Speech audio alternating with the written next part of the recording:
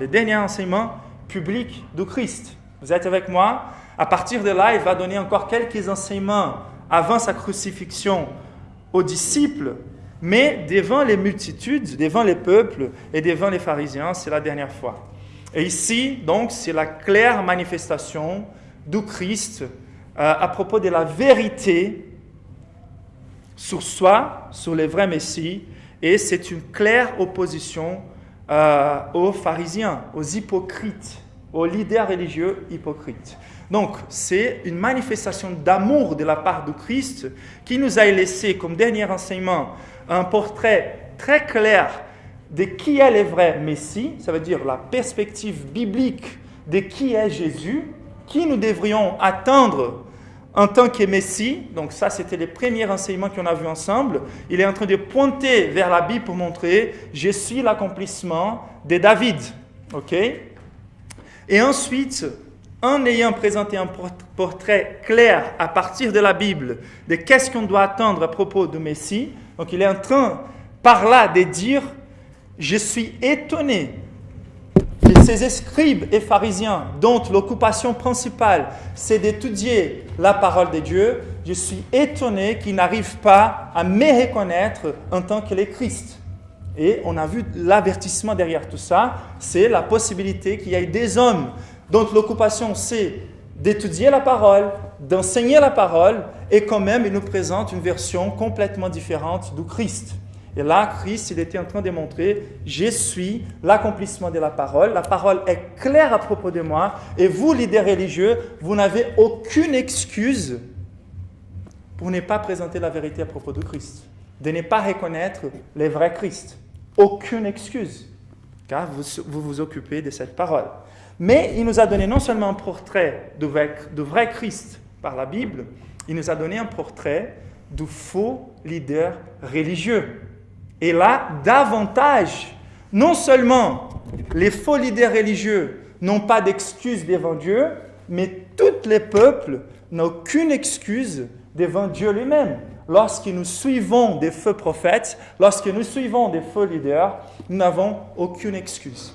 Jésus est en train de montrer, par ces contrastes entre les vrais messies et les faux leaders, il est en train de montrer son amour dans ces dernières paroles qui nous laissent prendre garde des faux leaders et n'avoir aucune excuse, ni devant leur hypocrisie, ni de devenir des hypocrites en les suivant. Est-ce que c'est clair pour vous? L'avertissement, il est énorme, car cette responsabilité que Jésus nous donne, c'est de prendre garde des scribes, mais aussi de prendre garde de ces faux leaders par les influences qu'ils ont sur nos vies. Donc, on n'a aucune excuse de dire, mais bien sûr, il y aura toujours certaines personnes qui sont trompées, même en étant sincères à la recherche de Dieu. Mais nous savons bien que les promesses de Christ, c'est que plus tôt ou plus tard, elles reconnaîtront la voix du bon berger et elles iront sortir de cette communauté, de ces environnements religieux, pour trouver la voix du bon berger. Mais dans la majorité des cas, les personnes qui suivent les faux prophètes, ils ont aussi leur partie de responsabilité. Ils ne sont pas en train de vouloir écouter la voix de Dieu. Et je dois vous rappeler cet aspect de la vérité, car d'habitude, quand quelqu'un arrive à un moment ou à un texte biblique comme celui-ci, où nous sommes en train de voir Jésus, la plus grande expression d'amour, qui va pointer les profils et dans cet aspect condamnatoire. Jésus est en train d'accuser, il est en train de condamner, il est en train d'afficher l'hypocrisie religieuse des leaders. Et c'est très récurrent qu'à la fin d'une prédication fidèle à un texte comme celui-ci, il y ait toujours des personnes qui arrivent chez nous et qui disent « mais je pense qu'il ne faut pas dire des choses si dures à propos des personnes. Il ne faut pas dire des choses si dures à propos des églises. » Et leurs arguments, d'habitude, c'est peut-être ils sont trompés. Ou leurs arguments, c'est mais Jésus nous a dit de ne pas juger. Jésus nous a dit de ne pas juger dans le sens final. Mais il nous a dit, regardez bien les fruits pour que vous puissiez être capable d'identifier les arbres. Ça veut dire qu'il nous a donné la responsabilité de juger. Il nous a laissé même un portrait pour, en regardant les paramètres des faux leaders et les paramètres du bon leader, d'avoir la responsabilité devant Dieu de juger. Et en jugeant, on va afficher notre amour. C'est comme si on voyait un enfant qui marche vers les bords d'une colline, mais si l'enfant il croit tellement que cela va arriver à un lieu d'amusement, on lui laisse marcher. Non, la manifestation d'amour, c'est de crier, ce n'est pas les bons chemins, ce n'est pas la bonne voie, c'est l'enfer qui vous attend. Et l'argument d'avoir des grandes portes qui mènent au salut, mais au moins, c'est la porte d'entrée au royaume des dieux. Vous voyez, ils sont capables de se connecter à tellement de personnes. Vous voyez combien d'impact ils ont sur un nombre tellement grand de personnes. Et Jésus nous a dit clairement, large est la porte qui mène au royaume. Non, large est la porte qui mène à la perdition. Mais c'est qui la porte qui est large? Ou c'est qui la porte qui est étroite qui mène au salut? Large est la porte qui mène à la perdition, et large les sentiers, les chemins. Étroite la porte, et étroits les sentiers qui mènent au salut. Donc quand Jésus nous dit, prenez garde, Dieu n'exige jamais de nous quelque chose qui ne donne pas en même temps la capacité d'accomplir, qui ne pourvoit pas en même temps la capacité d'accomplir. Et s'il nous dit, vous êtes responsable de prendre garde de leur influence, ça veut dire que nous avons des paramètres laissés par Jésus lui-même pour marcher dans l'intégrité. Et donc, qu'est-ce qu'on a vu les dimanches derniers à propos de l'hypocrisie religieuse? Et la vérité centrale du texte, c'est qu'aucune chose n'est plus abominable devant Dieu que l'hypocrisie religieuse. Il n'y a rien de plus abominable devant Dieu que l'hypocrisie religieuse. On a vu que dans aucune autre place, nous n'allons pas trouver des mots si durs proclamés par la bouche de Jésus. Sépulcre blanchi, race des vipères, vous êtes pourris par des dents, hypocrite, des guides aveugles. On ne va jamais comprendre comment Jésus a pu diriger des mots si durs si on ne comprend pas l'abomination de l'hypocrisie religieuse. Mais le fait, c'est que Dieu, il peut tolérer pas mal de choses, aux imperfections au sein de l'Église. Mais il y a quelque chose qu'il ne tolère pas, et c'est l'hypocrisie religieuse. On peut faire semblant devant toutes les personnes, mais jamais devant la présence de Dieu. Et donc, l'abomination de l'hypocrisie religieuse, c'était les sujets ou les thèmes qu'on a considérés ensemble. Et la question centrale qu'on a posée, c'est qu'est-ce qu'il y a de si abominable dans l'hypocrisie religieuse? Et surtout, l'hypocrisie des leaders religieux. Et on était en train de considérer certaines vérités dans ces textes qui nous lancent des lumières sur cette compréhension. Et le but, c'est vraiment que cette abomination, la façon dont Dieu abomine ces choses, soit la façon dont nous abominons aussi ces choses. Que notre cœur, que nos affections soient en harmonie avec le cœur de Dieu. Et si nous n'arrivons pas à avoir cette harmonie avec le cœur de Dieu, ça veut dire, c'est une grande évidence que nous ne sommes pas nés de nouveau. Ayez en vous les mêmes sentiments que celui du Christ. Et l'autre côté de la pièce, c'est d'avoir l'abomination envers l'hypocrisie religieuse, c'est synonyme d'avoir un attachement suprême à la gloire de Dieu, à la gloire de Christ. C'est notamment car j'aime Dieu tellement que je ne peux pas tolérer un chemin qui présentent Dieu d'une façon si moche, si méchante, si pauvre. Et donc, quelles sont les raisons d'être si abominable l'hypocrisie religieuse? On a vu ensemble, la première, c'était l'hypocrisie religieuse. Elle outrage l'autorité de Dieu pour affirmer l'autorité de soi. Donc, on a vu comment ces leaders, ils aimaient bien porter des vêtements, des éléments qui étaient censés communiquer plutôt leur soumission envers Dieu, mais pour pointer leur place d'autorité. Ce sont des hommes attachés à la position d'évidence pour montrer combien de puissance ils ont. Et donc, ces hommes, non seulement ils volent l'autorité de Dieu qui devrait être soumis au service du peuple de Dieu, une autorité qui s'est conquérie par les services, mais ces hommes prennent la place d'autorité pour imposer leur position comme si eux, ils étaient l'autorité finale. Et par là, ils se donnent même les privilèges de déclarer des vérités à propos des personnes, comme si ces personnes soient sauvées ou pas. Ils seuls ont la capacité d'interpréter la loi, et donc ils se mettent à la place maximale d'autorité. Et en créant cette culture-là, c'est étonnant car dans cette époque, on s'arrête avec l'autorité maximale de ces hommes qui vont même légiférer au-delà de la loi de Dieu.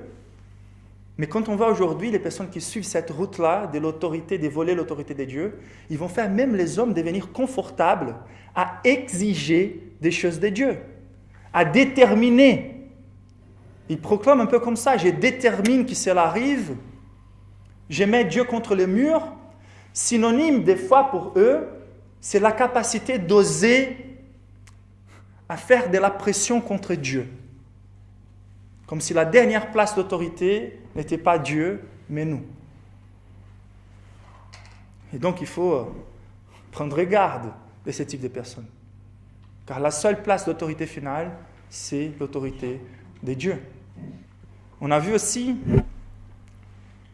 que l'abomination de l'hypocrisie religieuse s'affiche car l'hypocrisie religieuse outrage la gloire sainte de Dieu pour affirmer l'adoration de soi. Donc ces hommes vont utiliser la géographie du culte, du lieu de culte, vont utiliser leurs vêtements, leur position d'évidence, non seulement pour avoir de l'autorité, mais pour recevoir de l'adoration et de la louange. Ils aimaient beaucoup recevoir des compliments.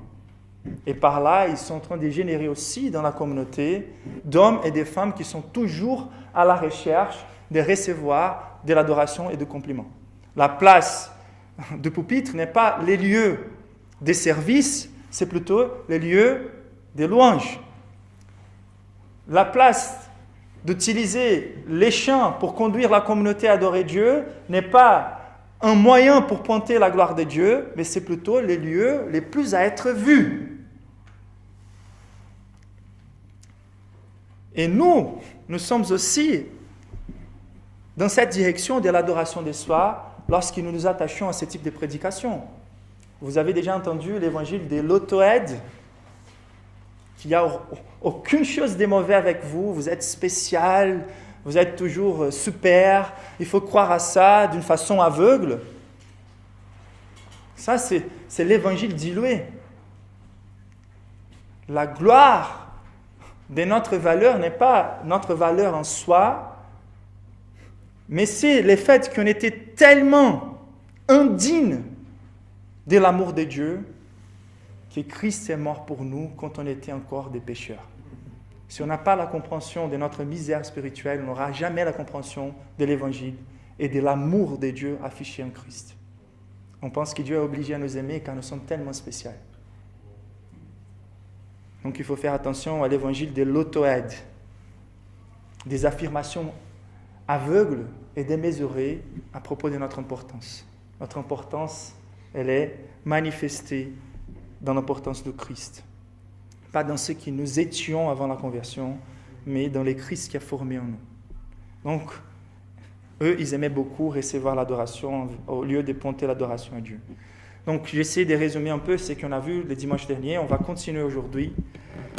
Et la troisième raison que l'hypocrisie religieuse soit si abominable, c'est car l'hypocrisie religieuse outrage la grâce de Dieu. Attention, je vous prie, je pense que c'est le point le plus important à considérer. L'hypocrisie religieuse outrage la grâce de Dieu pour inciter les profits personnels par les mérites de la performance. Nous voici devant Dieu et nous avons l'impression, lorsque nous sommes dans ces systèmes religieux, que nous serons bénis par Dieu d'une façon conditionnée à notre performance. Et donc le texte nous montre ça. Si on revient au verset 38, la deuxième partie nous dit « Ils aiment se promener en longue robe et être salués dans les places publiques. Ils cherchent les premiers sièges dans les synagogues et les premières places dans les festins.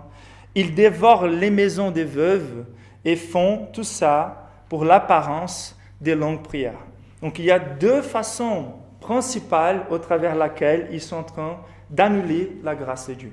La première, c'est d'annuler la grâce de Dieu en annulant la grâce de la providence de Dieu. Ça veut dire la façon dont Dieu prend soin de nous, la générosité de Dieu affichée par la provision de l'existence, par la provision de notre manutention, par la provision des bonnes choses qu'on peut profiter dans cette vie et qui, Dieu pourvoit par sa grâce envers les justes et les injustes, indépendamment de notre mérite. Parce qu'on exige, je veux avoir à nouveau tout ce que j'ai droit, je veux reconquérir tout ce qui c'est mon mérite. Nous sommes en train de demander à Dieu qu'il nous lance à nouveau dans l'enfer quelque part, car nos mérites, c'est l'enfer. Mais ce qu'on va trouver, c'est qui? Des chrétiens et des non-chrétiens sont vivants à cause de la patience, de la grâce et de la miséricorde de Dieu. Le Dieu si généreux qui fait que sa pluie tombe sur des justes et sur des injustes. Mais ces hommes-là, ils regardent les bénédictions matérielles, les bénédictions temporelles, et ils suggèrent par là que notre condition physique et matérielle est un thermomètre pour savoir si nous sommes approuvés ou réprouvés par Dieu.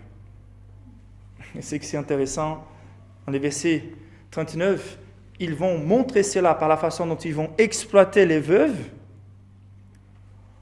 leur attachement à l'argent, la façon dont ils vont couvrir leur vie avec des symboles des richesses ou des bénédictions terrestres, par la façon dont ils vont se permettre recevoir si tant des bénédictions du peuple de Dieu, toujours les premières places, toujours du confort, une didactique qui va inciter les personnes à bénir aussi ceux qui apparemment se comportent de la meilleure façon devant la loi. Êtes-vous avec moi? Ces leaders-là, ils sont en train de faire semblant qu'ils obéissent à Dieu parfaitement. Et ils vont dire aux personnes comme nous obéissons à Dieu parfaitement, c'est à vous de nous bénir matériellement. Et ils finissent par enrichir. Ils finissent par regarder la piété comme une source de gain. Donc la première chose qu'ils font, c'est d'annuler la reconnaissance de la générosité de Dieu. C'est une obéissance envers l'argent qu'ils vont stimuler dans les personnes. C'est-à-dire, si vous êtes obéissant, vous serez béni par l'argent, par les bénédictions temporelles. Et ensuite, ce n'est pas juste une obéissance envers l'argent, mais c'est une obéissance au travers l'argent. C'est-à-dire, vous devez obéir pour être béni. Vous devez être saint, vous devez avoir une foi forte. Si vous êtes dans les malheurs, c'est car vous n'avez pas une bonne foi. Vous êtes faible. Si vous n'êtes pas guéri, c'est à cause de votre foi. Et ils ajoutent des poids et des poids, des malheurs et des malheurs. Ils font les personnes devenir névrotiques. Et chaque fois, l'idée, c'est que Dieu est contre nous. Donc, c'est une obéissance envers l'argent. La récompense, ce n'est pas les saluts ou la communion avec Dieu. La récompense, c'est bénédiction terrestre. Et aussi, c'est une obéissance au travers l'argent.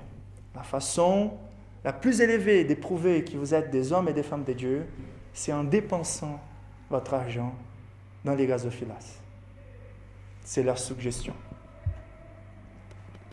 En suggérant que jurer par l'or du temple est plus important que jurer par les temples. Vous pouvez dire que vous jurez par Dieu, mais si vous ne montrez pas ça avec votre poche, c'est pas vrai. Et là, ils sont en train de créer tout un système qui va apporter des implications encore pires. Ils vont rendre la conception des richesses des dieux médiocre. Ça veut dire, on arrive à penser que d'avoir une bénédiction terrestre est plus élevé que de considérer les bénédictions qu'on a déjà reçues en Christ. On ne pense plus à la gloire, on ne pense plus au Christ. Les moments les plus importants de nos vies ne sont pas les moments de communion avec Jésus, en lisant sa parole, dans la simplicité de la contemplation, de la beauté de la nature avec laquelle Dieu nous a entourés, des bonnes relations qui nous entourent. Mais non, nous regardons plutôt les êtres humains maintenant comme des obstacles et des ennemis pour notre prospérité terrestre. Toujours à la recherche de quelque chose de plus que Jésus. Toujours à la recherche de quelque chose au-delà que Jésus. Et si vous êtes à la recherche de quelque chose d'autre que Jésus, vous n'avez pas encore peut-être trouvé le salut. Et donc, ils sont en train de rendre médiocres toutes les richesses du contentement de la piété. Et plus que ça, ils sont en train de supprimer la façon divine d'afficher ces richesses.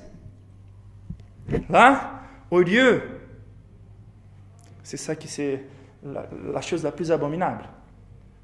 Les personnes les plus fragiles, qui viennent de perdre leur mari, les veuves, fragiles dans leur vie, surtout dans cette époque, qui s'approchent des hommes de Dieu et qui attendent à voir une espèce de confort de la part de Dieu, mais au lieu de les servir, ils les voient comme une opportunité pour enrichir.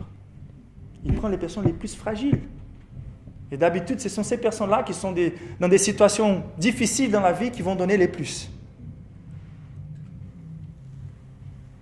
En pensant que s'ils affichent leur souffrance par la générosité, par les sacrifices envers Dieu, comme si Dieu avait plaisir dans les sacrifices, et ils attendent d'être bénis à cause de ça. Et ces hommes-là sont là avec la justificative des apparences des prières. Et la veuve, elle est convaincue que cet homme-là, il est un homme pieux. Il a gaspillé quand même 2 heures en train de prier pour moi. Mais sa cible n'était pas me bénir. Sa cible était vraiment d'exploiter mon argent.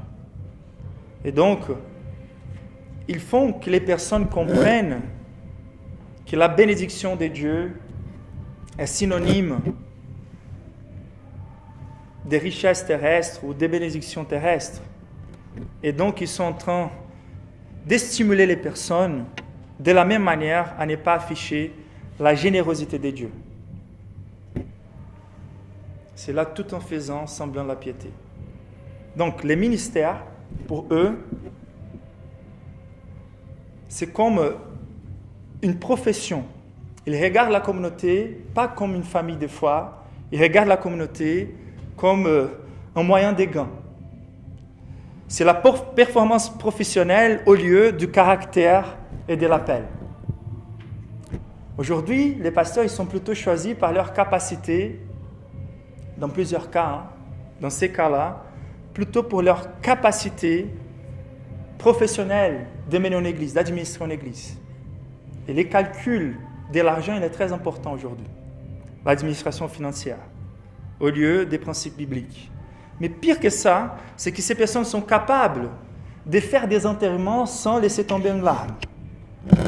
Ils sont capables de faire des visites pastorales pensant plutôt à ce qu'ils allont recevoir en retour que d'avoir des affections légitimes connectées envers les personnes qui sont là. Ils sont toujours disposés à apporter des paroles flatteuses soi-disant des prophéties des fois, qu'ils savent qu'ils vont plutôt conforter les cœurs des personnes, mais toujours en pensant dans les retours que les prophètes méritent recevoir après ce type de visite. Et par là, je ne suis pas en train de dire qu'il ne faut pas honorer un homme de Dieu, car la Bible est claire là-dessus. Mais il faut être en garde de ces personnes qui cherchent toujours l'argent. Quelle est la réponse de Jésus? Matthieu 23, 23 nous dit « Malheur à vous, scribes et pharisiens hypocrites, parce que vous payez la dîme de la menthe, de la nette et du cumin, et que vous laissez ce qui est plus important dans la loi, la justice, la miséricorde et la fidélité. C'est là ce qu'il fallait pratiquer sans négliger les autres choses. Pas de justice, pas de miséricorde, pas de fidélité. » Conclusion de Jésus, conducteur aveugle qui coulait les moucherons et qui avalait les chameaux.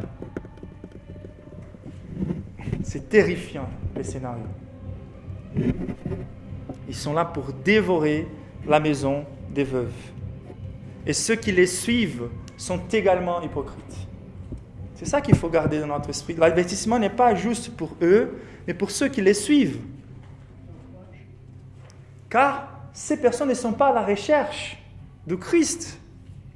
Ils sont à la recherche de la même chose que ces hommes-là sont en train d'offrir. Et ce que ces hommes sont en train d'offrir, c'est bénédiction terrestre, attachement aux choses terrestres, bénédiction financière. Donc les dieux que ces personnes sont à la recherche, c'est les dieux mammon, c'est l'argent elle-même.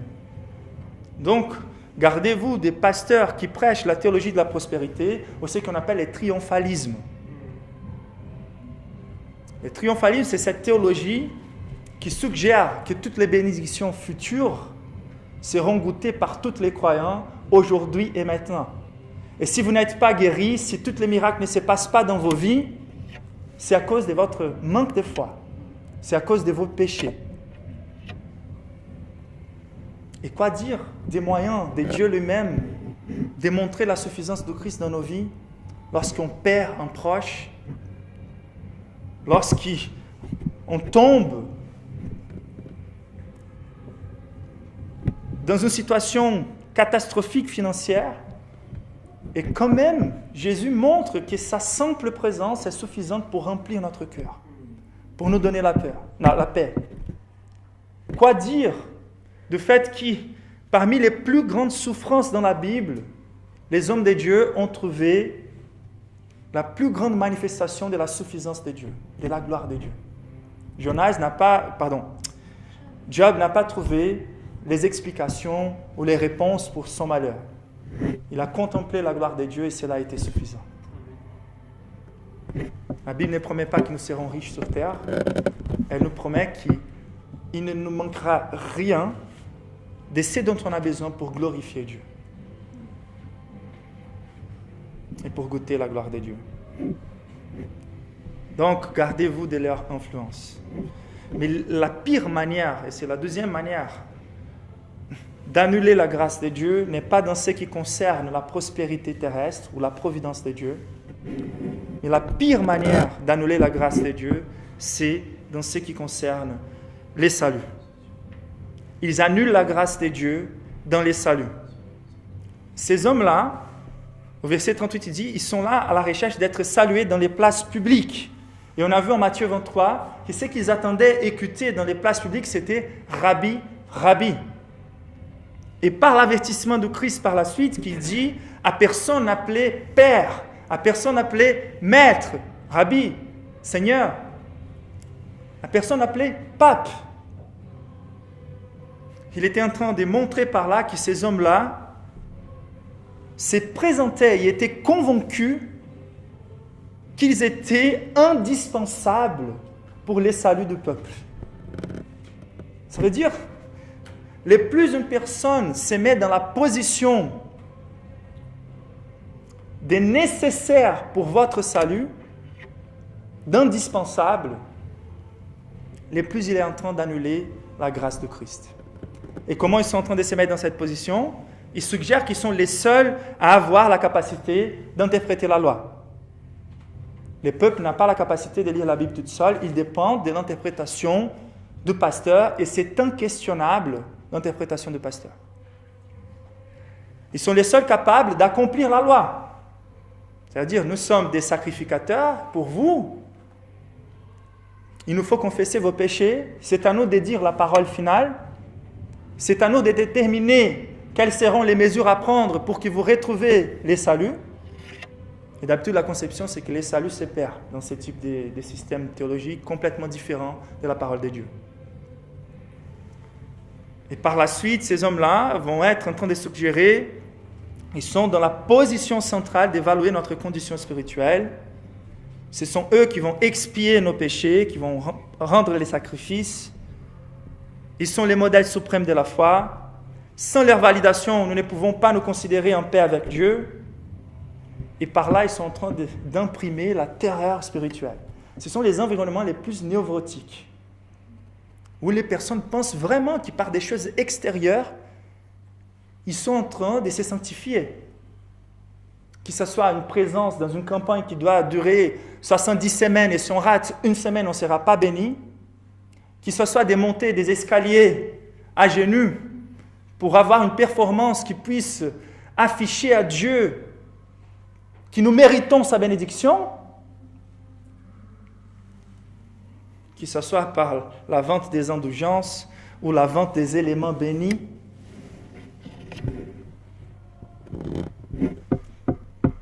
Donc, par tous les côtés, ils sont en train de proposer qu'il nous faut nous sacrifier pour plaire à Dieu, pour mériter la récompense de Dieu.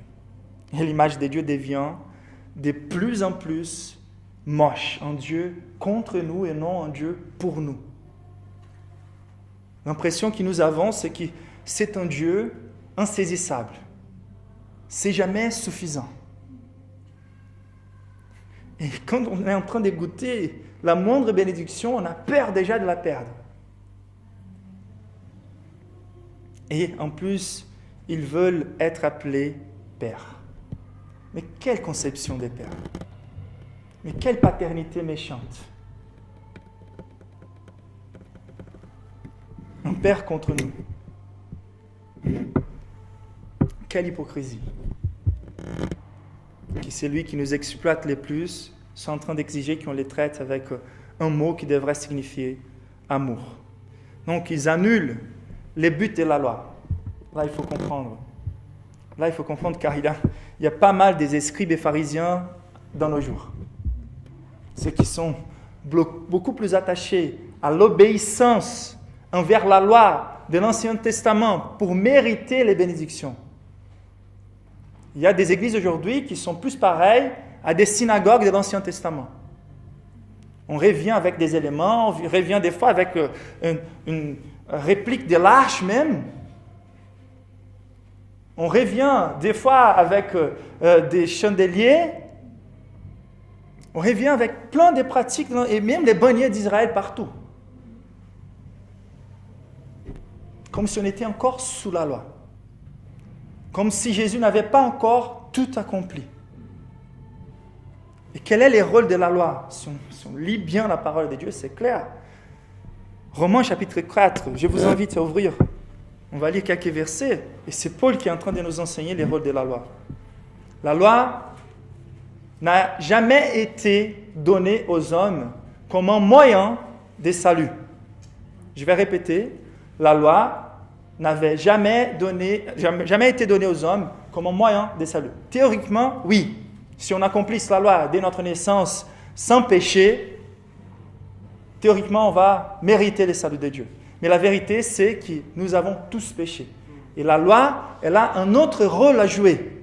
Quel est le rôle de la loi? C'est de pointer vers le Messie. C'est d'afficher les caractères de Dieu. C'est de montrer aux êtres humains que la loi exige de nous un comportement parfait, honorable, louable. La loi de Dieu, elle est bonne, mais elle est là pour nous condamner. Elle est là pour montrer à tous les êtres humains que c'est impossible d'accomplir la loi. La justice et les caractères de Dieu sont si tant élevés et si saints que lorsque vous contemplez par la loi les caractères de Dieu, vous voyez votre mocheté, votre incapacité d'accomplir la loi. Et donc la loi de Dieu, elle est là pour typifier les messies, pour pointer vers les messies.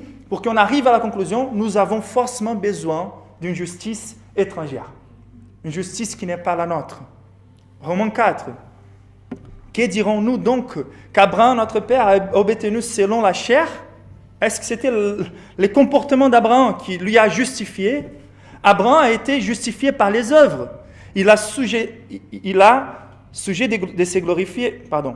Si Abraham a été justifié par les œuvres, il a sujet de se glorifier, mais non devant Dieu. Car que dit l'Écriture? Voilà, une citation de Genèse 15. Abraham crut à Dieu et cela fut imputé à justice. Ce n'est pas son comportement qui lui a donné la justice devant Dieu, c'était sa foi.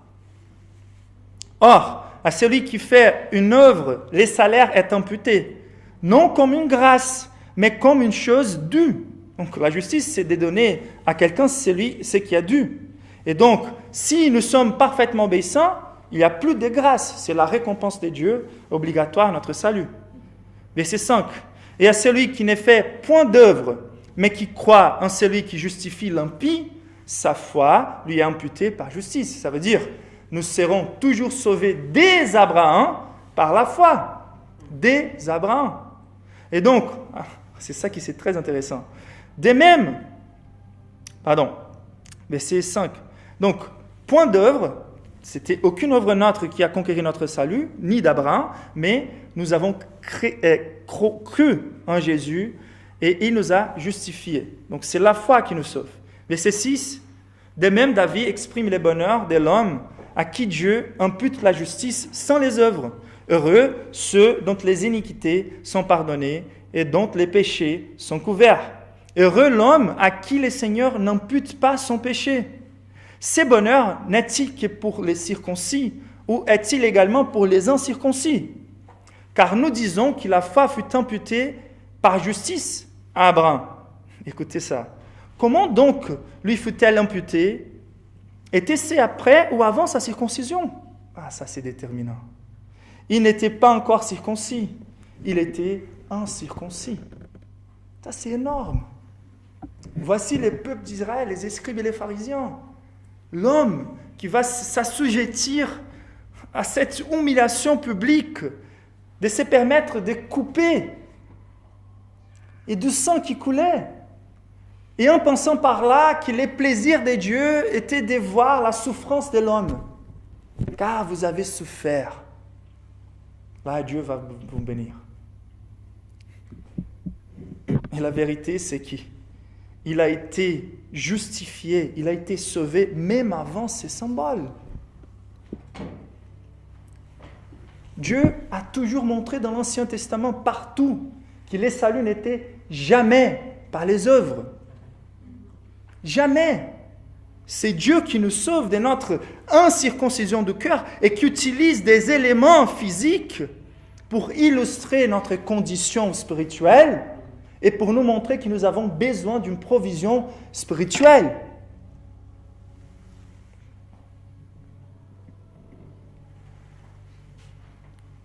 Verset 12. Et les pères des circoncis, qui ne sont pas seulement circoncis, mais encore qui marchent sur les traces de la foi de notre père Abraham quand il était incirconcis. Ça veut dire Abraham était sauvé par la foi dès cette époque-là. Il croyait dans la provision du Messie qui viendrait. Et Galates 3, 22, il nous faut lire la Bible, nous dit « Mais l'Écriture a tout enfermé sous les péchés, afin que ce qui avait été promis fût donné par la foi en Jésus-Christ à ceux qui croient. Avant que la foi vînt, nous étions enfermés sur la garde de la loi, en vue de la foi qui devait être révélée. » Ça, c'est très important. Le salut n'a jamais été par les œuvres. C'est-à-dire, Abraham, il a été sauvé en vue de la foi qui devait être révélée au futur. La provision du Christ qui viendrait. Comment les personnes de l'Ancien Testament ont été sauvées? Par la foi dans la provision de l'agneau pascal qui viendrait. Ainsi, la loi a été comme, et c'est ça la réponse, la clé, la loi a été comme un pédagogue pour nous conduire à Christ afin que nous fussions justifiés par la foi. Quel est le rapport avec la loi jusqu'aujourd'hui? La loi, elle est le plaisir de l'homme de Dieu, de celui qui est converti. Celui qui n'est pas né de nouveau n'a pas la capacité de se plaire dans la loi, ni d'accomplir la loi. On a la capacité d'être d'accord, c'est beau, c'est correct, mais notre chair ne permet nous que nous accomplissons. Et c'est ça qui c'est terrible dans ces contextes d'église hypocrites. Ils veulent plutôt convaincre les personnes à s'adapter à la loi de Dieu. C'est la plus grande injustice. Car personne n'est capable d'accomplir la loi. Et ils vont communiquer aux personnes, faites tous vos efforts pour être obéissants à Dieu. C'est plutôt les moralismes. Ils rajoutent des lois et des lois, car sans le Saint-Esprit, ce n'est pas possible d'obéir à la loi. Donc il faut qu'on fasse des efforts, il faut qu'on crée encore plus de règles, il faut qu'on se couvre davantage. Il faut qu'on interdite davantage. On exige des personnes ce que Dieu n'a jamais exigé. Et on n'est pas disposé à donner aux personnes ce que Dieu est toujours disposé à donner. Pardon, grâce, miséricorde. Et dans ces contextes-là, la loi, bibliquement, a toujours eu le rôle des pédagogues. Donc c'est quoi ces pédagogues? À l'époque, lorsque l'enfant était petit, le Seigneur lui rendait un pédagogue. Et quand il grandissait à la maturité, il passerait à la position des fils. C'est-à-dire, jusqu'à l'âge de la maturité, les fils du Seigneur étaient traités comme un esclave. Et c'était ça la condition de nous quand on était gardés par la loi. On était des esclaves. Quelle est la différence entre les esclaves et les fils? L'esclave, s'il désobéit, il n'y a pas de pitié pour lui. Le fils, il peut désobéir à plusieurs reprises. Il sera discipliné, mais il n'est jamais chassé de la présence du Père. La nouvelle alliance, la foi qui sauve, nous rend dans une condition où, oui, la plus grande évidence du salut, c'est l'envie et la puissance pour obéir. Mais lorsque nous tombons, lorsque nous péchons, nous ne serons jamais séparés de l'amour du Christ. Ça, c'est la grâce. La grâce communiquée aux fils, aux enfants d'adoption. Et donc, la loi, elle a ces trois rôles. Le premier, c'est de nous communiquer notre condamnation. En voyant notre condamnation, on voit la taille des exigences de la loi et on voit que c'est de la taille exacte du Christ. Et donc, elle nous conduit au Christ. Et une fois que nous sommes vraiment en Christ par la foi, nous sommes ressuscités avec lui. Et notre plus grand plaisir, c'est d'obéir à la loi. Donc, n'exigez jamais aux personnes d'obéir à la loi si elles ne sont pas nées de nouveau. Prêchez l'évangile. Au pire désobéissance de la terre. Ne demandez pas qu'ils changent de comportement avant qu'ils changent de cœur. Et ça a été toujours les plans de Dieu dans l'histoire. Et donc, ils sont là en train de suggérer que les saluts s'est conquéris par les œuvres. Ils sont là en train de suggérer qu'ils sont les seuls médiateurs. On se rappelle très bien de la période de l'Église catholique au XVIe siècle, où les personnes étaient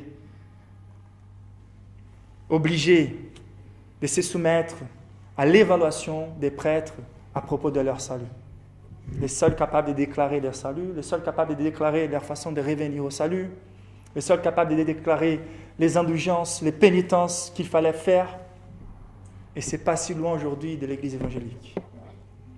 Des personnes qui se mettent à la position de légiférer à la place de Dieu. Si vous rencontrez un homme qui semble être indispensable pour votre foi, pour votre salut, il faut prendre garde. Et en établissant leur version de la religion, et voici la plus grande raison de l'abominabilité ou de l'abomination de cette hypocrisie contre la grâce de Dieu, c'est ce qu'on va trouver dans les versets 13 à 15 de Matthieu 23, où Jésus va les dire « Malheur à vous, scribes et pharisiens hypocrites, parce que vous fermez aux hommes les royaumes des cieux. Vous n'y entrez pas vous-même, et vous n'y laissez pas entrer ceux qui veulent entrer. Malheur à vous, scribes et pharisiens hypocrites, parce que vous courez la mer et la terre pour faire un prosélyte, et quand il est devenu, vous en faites un fils de la géhenne ou de l'enfer, 2 fois plus que vous. La pire situation, il faut que ça soit clair. On a 4 types de personnes dans la foi. Il y en a ceux, ou à propos de la foi, qui ne sont pas sauvés, et ils le savent, et ça peut être plutôt une bonne condition, car ils sont en train de prendre conviction de leur péché. Mais ils savent qu'ils ne sont encore pas pardonnés. Certains d'entre ces groupes vont plutôt vouloir s'enfuir de la présence de Dieu, mais d'autres vont essayer de régler leur situation. Donc c'est plutôt positif. Il y a un deuxième groupe, et ces groupes-là, ce sont des personnes qui sont assurés qu'ils sont sauvés, mais qui sont perdus. Jésus, ses plus grands avertissements, ce sont ceux-là. L'hypocrisie religieuse. Ça veut dire, plusieurs viendront et diront dans ces jours-là, Seigneur, Seigneur. Ça veut dire, il y a de l'émotion, de la passion. Seigneur, Seigneur, j'ai prophétisé en ton nom. J'ai chassé des démons. J'opérais des miracles. Mais quelle sera la réponse du Maître? Je ne vous ai jamais connu. La pire condition devant Dieu, c'est cette hypocrisie religieuse où la personne est assurée de sa foi, mais qui ne montre aucune évidence de conversion. Voici ces hommes. Le troisième groupe, ce sont ceux qui sont des vrais chrétiens, mais qui n'arrivent pas à trouver cette paix. Et d'habitude, ils n'arrivent pas à trouver cette paix car ils sont encore influencés par ces hypocrites-là. Ils pensent que le Christ n'est pas suffisant, il faut faire encore quelque chose. Mais c'est sincère. Ils sont à la recherche d'une espèce d'assurance. Donc je pense qu'un grand nombre de chrétiens sera sauvé sans trouver l'assurance du salut. Mais la vie la plus plaisante sur terre, ce sont ceux qui vivent la foi authentique et qui sont assurés de leur salut. Non d'une façon arrogante, mais tellement attachés à la suffisance du Christ. Et donc l'hypocrisie de cette annulation de la grâce de Dieu à son sommet avec ces hypocrites-là qui suggèrent que les saluts se donnent par les œuvres et qui convainquent aux personnes qu'elles sont sauvées à cause de leurs performances. Et c'est pour ça qu'on ne peut jamais être d'accord avec les faux prophètes. C'est d'aimer ceux qui sont trompés dans ce type d'église, de manifester les faits qui sont perdus.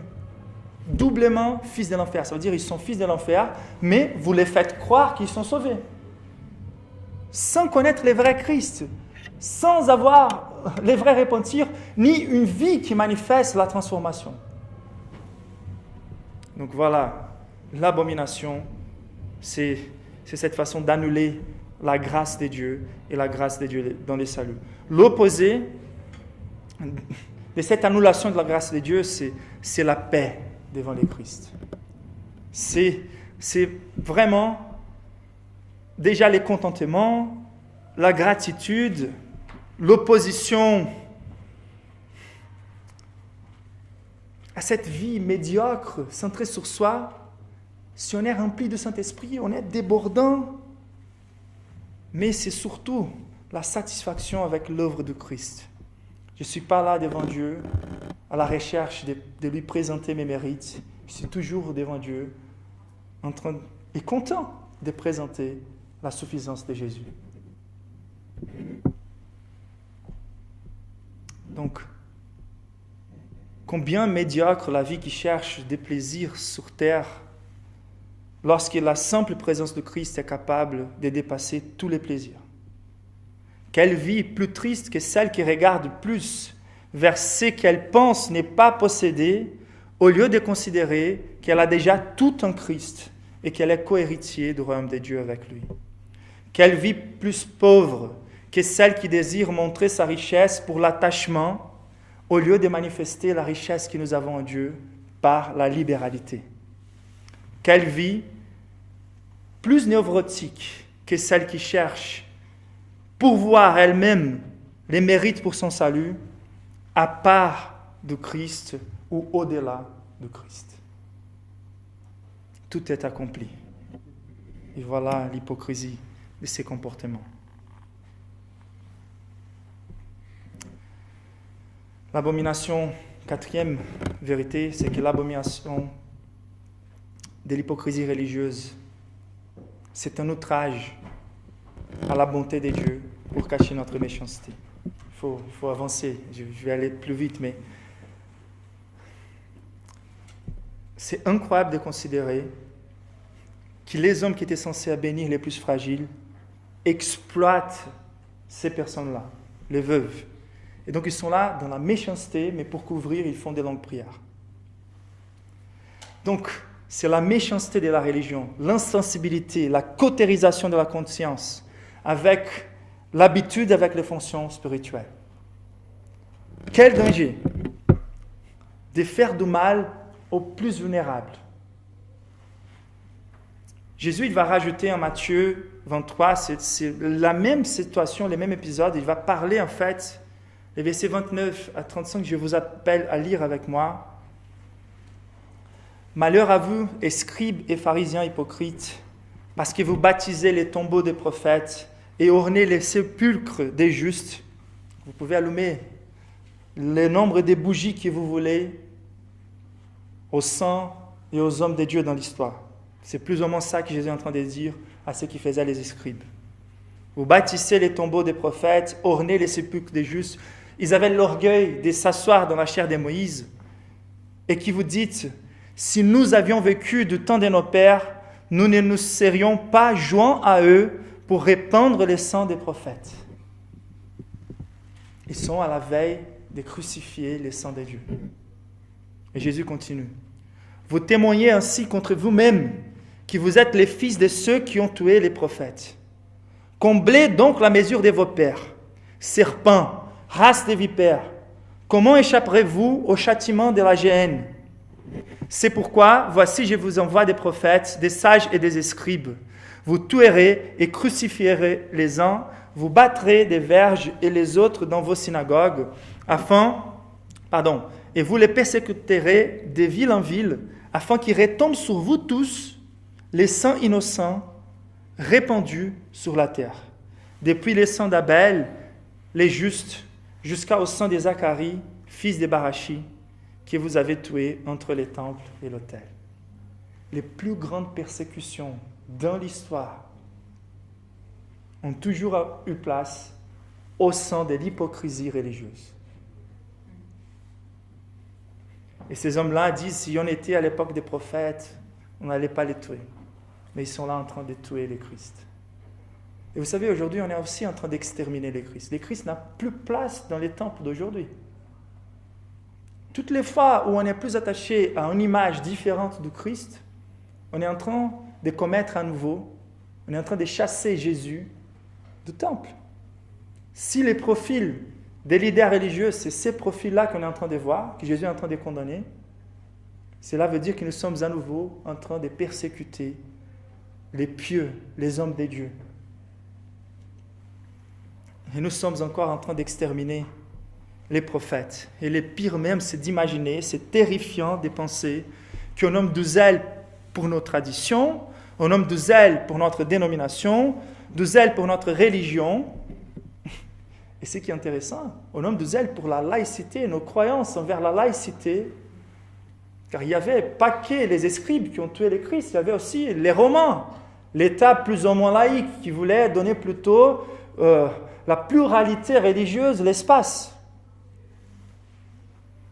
Mais nous sommes tous ensemble pour exterminer les Christ. Sauf que les plus responsables, ce sont ceux qui étaient censés à lui présenter, à lui recevoir, à lui reconnaître, ceux qui s'appellent chrétiens. Et quelle image ils sont en train de passer avec les croisades, avec toutes ces façons-là, d'un homme de la religion, forcer leur version de la religion. Et au nom de la religion, suggérer que Dieu s'impose par violence. Dans ces deux côtés de la bataille, on voit les faux prophètes religieux qui veulent imposer leur foi. Et de l'autre côté, on voit Dieu lui-même, Jésus sur terre. qui se permet d'être tué pour ne laisser aucun doute que notre Dieu n'est pas un Dieu de violence, n'est pas un Dieu qui s'impose, mais c'est un Dieu disposé à mourir pour que dans sa mort, notre méchanceté soit exterminée sur la croix.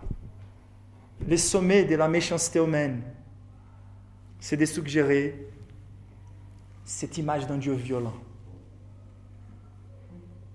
d'imposer la religion par la force. Quelle image de Dieu? Mais l'image de vrai Dieu, c'est ce Christ-là qui est conscient de tout ce qui va se passer, qui montre comment les choses vont se passer et qui quand même se livre pour expier nos péchés. Et donc, ceux qui sont en train d'utiliser la religion pour imposer leur foi par la violence, exploiter les veuves, ils ont une double condamnation. Mais ceux qui utilisent ces excuses pour ne pas reconnaître le vrai Christ, ils sont aussi des hypocrites. Car ils ont aussi des moyens pour connaître la vérité à propos de Christ. Ah, je ne peux pas m'attacher au christianisme car regardez l'histoire. Non, regardez l'histoire du vrai christianisme. Regardez l'histoire du vrai Christ. Nous sommes si hypocrites si nous utilisons des excuses que nous savons qui ne s'appliquent pas au Christ pour exterminer les Christ de nos vies, pour chasser les Christ de nos vies. On doit s'arrêter là.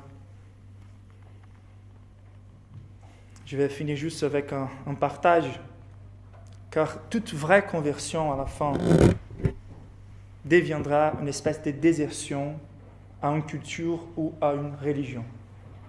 On sait bien, on est dans un pays catholique, comme le Brésil est un pays catholique aussi. Et je sais la difficulté pour certains de s'attacher à la vérité à propos de Christ, car ils sont plus attachés à notre culture, à notre tradition, jusqu'à aujourd'hui.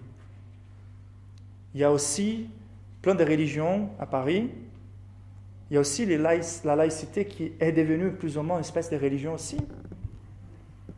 Et dans tous ces cas-là, toutes les conversions deviendra une désertion, une espèce de renoncement à nos traditions. Même la conversion dans les églises évangéliques d'aujourd'hui. Ça va impliquer dans des persécutions, ça va impliquer dans des chassements. Et j'étais en train de considérer cette semaine la conversion de Nabil Qureshi. Donc c'était un musulman dédié, consacré à diffuser la religion musulmane. Mais il est parti étudier aux États-Unis et il a eu comme meilleur ami un chrétien. Et après de longs temps de partage à propos de leur foi, de beaucoup de théologie discutée, plutôt dans un environnement amical, il dit qu'il a eu une question posée par cet ami à lui qui a fait toute la différence sur sa vie. Et la question c'était celle-ci. Mon ami, on a plus ou moins comme ça, on a tellement déjà discuté à propos de la religion, à propos de vrai Dieu. Mais je voulais vraiment, honnêtement, on est des amis, te demander une question et tu n'as pas besoin de me répondre maintenant. Si pour reconnaître la vérité, cela exigeait de vous de renoncer tout ce que tu considères important à propos de ta vie aujourd'hui, est-ce que tu seras ou est-ce que tu serais disposé à reconnaître la vérité? Et il a dit que c'était le test final pour sa vie. C'est ça qui a bousculé sa vie. C'est ça qui lui a imprimé un rythme encore plus fort pour chercher la vérité dans le christianisme. Et cet homme-là a dû renoncer beaucoup de choses. Sa culture, ses traditions, sa religion. Et ça va être la vérité pour nous tous. On ne peut pas être chrétien. On ne peut pas passer, comme dit Lloyd Jones, par cette porte étroite si nous sommes nous-mêmes et celui qui nous faisons semblant que nous sommes. Cette porte est tellement étroite. Il n'y a que Jésus qui passe avec la vraie version de toi. La version qui contemple sa méchanceté, qui s'est repentie et qui dit à Dieu, s'il faut passer par cette porte, c'est avec Jésus. Il faut prendre garde de l'hypocrisie religieuse. Il n'y a rien de plus abominable devant Dieu. C'est la plus grande expression de méchanceté, car cela annule la gloire de Christ.